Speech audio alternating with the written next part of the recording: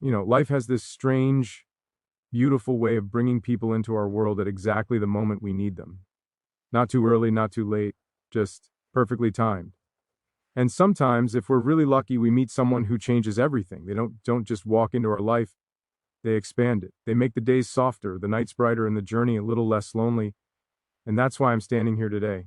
Because you, yeah, you are that person, my first love, the one who opened my heart, and my last love, the one who completes it. This isn't just a speech about romance. It's about gratitude. It's about the kind of connection that doesn't fade, even when the world gets loud. It's about discovering that sometimes the greatest motivation, the greatest strength, comes from loving someone with your whole soul and knowing they love you right back. So, tonight, let's talk about love. The kind that transforms you, the kind that grounds you, the kind that stays. There are moments in life that feel almost unreal when you look back at them. Moments that seem too quiet, too ordinary, yet somehow they change everything.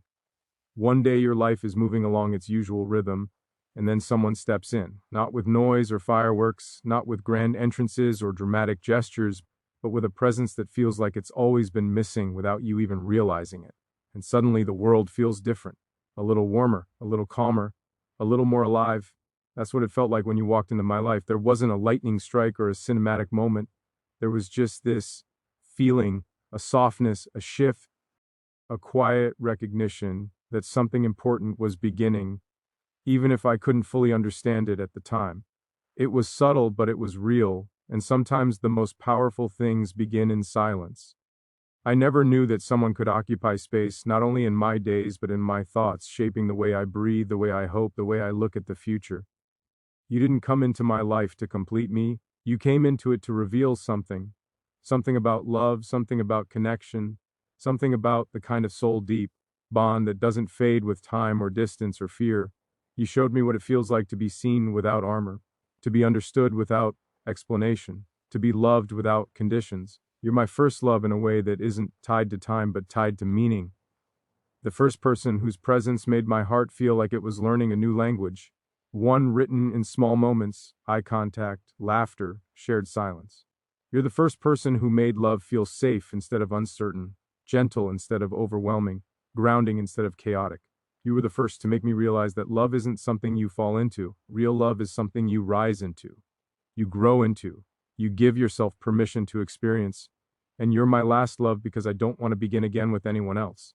Not because I believe love is scarce or fragile, but because I've learned what real love feels like, and now that I know, I have no desire to search for it in another face or another voice or another heart. You're my last, not out of possession or fear, but because loving you feels like the most natural, honest choice I could ever make. If life gave me 1,000 paths to walk, I would look for you in every version of them. Not out of desperation, but out of recognition. Some souls feel like home the first moment you meet them. And once you know what home feels like, you don't wander. There's something extraordinary about loving someone, not because they fill a void, but because they open something deeper inside you. You make room for them, not by pushing parts of yourself away, but by expanding who you are. You stretch, you soften, you deepen. And that's what you did to me. You expanded my world, you expanded my heart, you expanded the way I understand love. Before you, I thought love was supposed to be intense, dramatic, loud. I thought it came with fireworks and emotional storms. But loving you feels different. It feels like waking up slowly on a quiet morning with sunlight touching your skin. It feels like the peace that settles in your chest after a long day. It feels like the moment you take a breath and realize you're exactly where you're meant to be. It feels true, and truth changes people. It changed me. I learned that love isn't found in grand declarations or perfect timing. It's in the way you listen, the way you care, the way your presence makes everything feel a little less heavy, the way you understand things I never had to explain, the way you don't rush what matters, the way your voice softens when you speak to me, like the world slows down just a little. You're my first love because you taught me what it feels like to be loved without needing to prove myself. You didn't demand perfection, you didn't ask for masks, you didn't make me feel small. You just accepted. And in that acceptance, I found parts of myself I had forgo. T10, you're my last love because I don't ever want to lose that feeling. Not the comfort, not the honesty, not the connection. You are the quiet in my chaos, the clarity in my confusion, the strength in my uncertainty. And when I look at you, I don't see a person I simply want to love. I see a future I want to build, a journey I want to take, a life I want to share, not because I need to, but because I want to. And wanting is more powerful than needing. I've learned that love isn't about possession. It isn't about holding on so tightly that neither person can breathe. Love is choosing someone every day, even when things are imperfect, even when the world is loud, even when life gets messy. And I choose you. I choose you with the kind of clarity that feels peaceful, not pressured, with the kind of certainty that doesn't need explanation, with the kind of devotion that doesn't need applause. You're my first and last love because I choose you again and again and again. There's something profound in loving someone who feels like the place your soul has been trying to return to. Something about knowing that no matter how much the world shifts, no matter how much you change or grow, your heart always finds its way back to the same person. You are that person for me. My heart comes back to you, not out of habit but out of truth. Loving you has taught me patience. It has taught me presence. It has taught me that the greatest bond is built in the smallest moments. The glances, the gestures, the quiet comfort of simply being near someone who understands you without needing words. Love is not measured in intensity but in consistency, not in dramatic romance but in steady devotion. A&D. That's what you are in my life. Steady, real, deep, a love that isn't afraid of silence, a love that doesn't demand to be loud, a love that grows slowly, gently, honestly, a love that stays. You're my first because no one before you felt like this. You re my last because no one after you ever could. And maybe that's the beauty of it, that love doesn't need to be flashy to be eternal. It doesn't need to be shouted to be true. Sometimes the most enduring love is the one spoken in soft tones, lived in everyday moments, built quietly but powerfully. Sometimes the most lasting love is the one that simply feels right. When I think about the future, it isn't a place filled with uncertainty anymore. It's a place where your hand is in mine, where every challenge feels lighter because we face it together, where every joy feels fuller because you're the one I share it with, where every day, no matter how chaotic or calm, begins with gratitude for the fact that you exist in my world. You're my first love because you awakened something in me I didn't know I was ready to feel. You're my last love because I never want to feel it with anyone else. I don't want to search or compare or wonder what if. I found what I didn't know I was looking for. I found the person who brings me back to myself. I found the one who makes life feel less like a question and more like an answer. You are not just the beginning of my love story. You are the continuation, the middle, the forever. Not because of fate or fantasy, but because loving you is a choice I make with the fullest part of my heart. A choice that feels like freedom, not restriction. A choice that feels like truth, not illusion. A choice that feels like home. You're my first and my last because love, real love, is not about how many times you experience it. It's about who transforms you, who stays with you, who makes you want to be gentler, kinder, more alive, who becomes the place your heart returns to without hesitation. And that's what you are to me. My beginning, my constant, my choice. If you'd like, I can create additional paragraphs, refine the tone, or tailor this speech to someone specific. There's something deeply human about the act of choosing. We choose what we believe in, what we fight for, what we hold close, and what we walk away from. But when it comes to the heart, choice becomes something far more profound. It stops being a simple decision and becomes a quiet promise we make to ourselves, a promise rooted in instinct, in truth, in the recognition of something we don't want to lose. And when I think about love, about what it means to truly be there for someone, it all comes back to choice, to the gentle, steady, intentional choice of the same person over and over again. Not because I have to, but because my heart feels drawn back to you every time. Choosing you isn't a single moment. It's not something that happened once and then stayed frozen in time. It's something that continues, something that breathes, something that renews itself in countless ways, both loud and quiet. It happens in the early mornings when the world is still dim and heavy. It happens in the evenings when exhaustion settles in. It happens in the small pauses of an ordinary day when your name crosses my mind and suddenly everything feels a little softer. Every time my thoughts move toward you without effort, that is choosing. Every time my heart settles when I think about you, that is choosing. Every time I imagine the future, and you are there without me having to place you in it, that is choosing. There's a tenderness in choosing the same person that cannot be replicated by chance or impulse. It's an act of recognition, like seeing someone with clarity that doesn't fade. When I look at you, I don't just see who you are in a single moment. I see the thousand small ways you move through the world. The way you care, the way you listen, the way your emotions flicker across your face even when you're trying to hide them, the way you speak when you're certain and the way you speak when you're unsure, the way you carry joy and the way you carry pain. Watching you be human, fully, beautifully human, makes choosing you feel like the most natural, grounding decision I could ever make. I choose you in moments of simplicity, when we're talking about nothing in particular, when laughter comes easily, when silence isn't heavy but comforting, when your presence alone makes the space feel full, when the world feels less sharp just because you exist in it. These small, seemingly meaningless moments are where love settles, where it roots itself, where it grows. It isn't found only in grand gestures or carefully planned declarations. It's found in the kind of familiarity that feels earned, in the way my body relaxes when you're near, in the way your voice can ease things I didn't even realize were tightening inside me. And I also choose you in the moments that challenge us. Love isn't a straight line. It bends, it stretches, it shifts, and sometimes it hurts. But choosing someone means acknowledging every part of the journey, not just the glow but the shadows. It means staying present even when things feel uncertain. It means taking a breath and saying, I'm still here, not because it's easy, but because it's worth it, because you're worth it. Choosing you means understanding that growth isn't always comfortable, but it's something I want to do with you, not without you. There's a kind of sacredness in choosing the same person in every season of their life. Not just the moments where they shine, but the ones where they tremble, when they feel lost, when they doubt themselves, when they're carrying burdens they don't know how to put into words. Love isn't about only embracing the best version of someone, it's about standing beside them when they're unraveling too.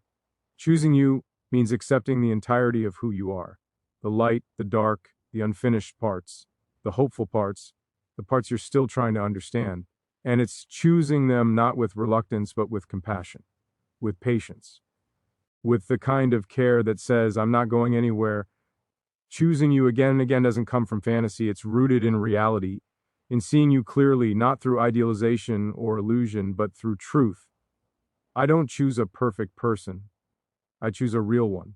A person who has lived, who has felt deeply, who has dreams and wounds, strengths and insecurities. Someone who is still becoming themselves. Someone who tries. Someone who gets back up. Someone who loves not by pretending to be flawless, but by showing up authentically. And that authenticity is what makes you irreplaceable. Each day there are infinite possibilities, infinite paths life could pull me toward. And yet, no matter what those possibilities look like, my heart orients itself toward you like a compass finding north. It's not dramatic. It's not loud. It's something quieter, deeper, steadier. Something like trust. Something like belonging. Something like knowing that even if the world shifts beneath my feet, there is a person I will always return to. Not because I'm bound, but because I feel free enough to choose them willingly. There's a peace that comes from loving someone whose presence matches the rhythm of your soul.